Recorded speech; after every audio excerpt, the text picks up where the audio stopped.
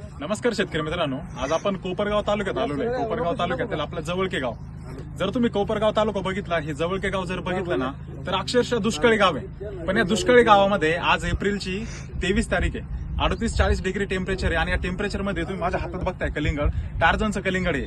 जवळपास 6 ते 7 kilo size गेलेली आहे. हे आपले शेतकरी आहेत, प्रशांत दरेकर, विकी थोरात, हे आपले 2 शेतकरी आहे. 5 ते 6 एकरचा हा प्लॉट आहे. अतिशय उत्कृष्ट पद्धतीने, एकदम प्रॉपर डेडिकेशनने, कमी पाण्यात हा प्लॉट पिकवलाय. मला आज या व्हिडिओतून आपल्या सगळ्या महाराष्ट्रातल्या शेतकऱ्यांनी एक गोष्ट सांगायची आहे की पाणी कमी आहे. सगळ्या महाराष्ट्रात आता बऱ्यापैकी शेतकऱ्यांना पाणी कमी झालं, पण कमी पाण्यात सुद्धा आपण जास्तीत जास्त हे उत्पन्न घेऊ शकतो. हे आपण या शेतकऱ्यांकडून आज एक गोष्टीची शिकवण घेतलेली आहे. म्हणजे आपण फक्त धाडस करायचंय, धाडस करून धाडसी निर्णय घेऊन आपण शेती ही उत्तम प्रकारे पिकवू शकतो आणि या शेतकऱ्याला या जगात टिकवू शकतो आणि मोठं करू शकतो.